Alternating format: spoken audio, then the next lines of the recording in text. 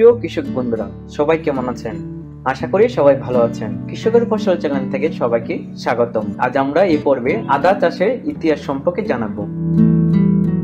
আদার পরিবার প্রায় 50টি বংশ এবং 1300 প্রজাতির উদ্ভিদ রয়েছে, যার মধ্যে কয়েকটির রন্ধন সম্পর্কীয় বা ঔষধীয় ব্যবহার রয়েছে।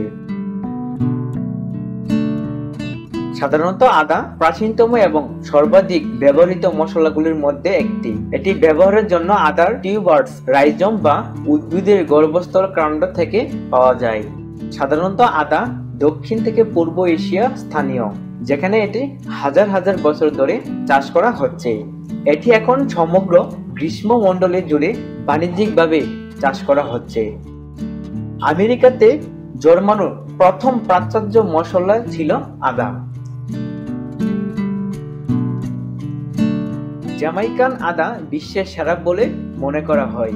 জিঞ্জাবার অফিসিয়াল হলো একটি বহুবর্ষজীবী লতানো, যার 4 ফুট 0.3 মিটার উচ্চতা পর্যন্ত খালের মতো লতাযুক্ত ডালাপালা যা শক্ত রাইজম থেকে বেরিয়ে আসে।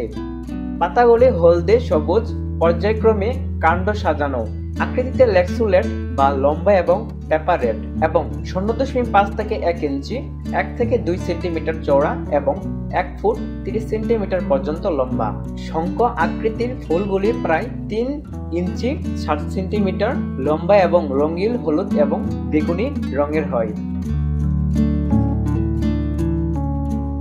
এগুলি ডালপালাতে গটে যাওয়া সরাসরি রাইজম থেকে বৃদ্ধি পায় এবং পাতার কাণ্ডের মতো লম্বা হয়। রাইজম তুলনামূলকভাবে দ্রুত বৃদ্ধি পায়।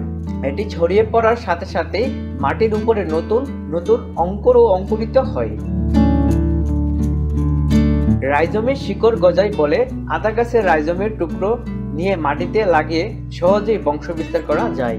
উচ্চ আর্দ্রতা, উষ্ণ ও তাপমাত্রা এবং প্রচুর বৃষ্টি সহ সমৃদ্ধ বালুকাময় ও আংশিক ও ছায়াযুক্ত স্থানে আদা সবচেয়ে ভালো জন্মায়।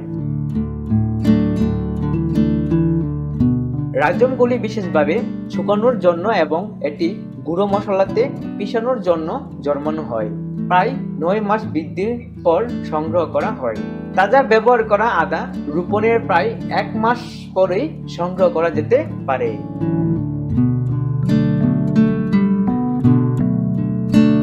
আদার চা, ওয়াইন, লিকার, কোমল পানীয় এবং ক্যান্ডিতে স্বাদ হিসেবে ব্যবহার করা হয়। আদাল এক সময় মদ্য পানীয় ব্যবহার হতো, এখন একটি জনপ্রিয় কার্বনেট কোমল পানীয়তে ব্যবহার হয়। আদা তাজা, শুকনো এবং মাটিতে শুকনো আস্তা মির্চিযুক্ত বা সিরায় সংযুক্ত বা সিরায় সংরক্ষণ করা যেতে পারে। ঔষধীয়ভাবে বমি ভাব দূর করাতে আদা ব্যবহার করা হয়েছে। মধ্যম যুগের সময় এটি প্লেগের প্রতিষেধক হিসেবে বিবেচিত হতো, যদিও এটি সহজে সে উদ্দেশ্যে কাজ করেনি। বন্ধুরা, আজ এই পর্যন্তই। ভিডিওটি কেমন লেগেছে অবশ্যই লাইক, কমেন্ট, শেয়ার করে জানাবেন। আর এরকম কৃষিভিত্তিক ভিডিও পেতে আমাদের কৃষকের ফসল চ্যানেলটিকে সাবস্ক্রাইব করবেন। ধন্যবাদ।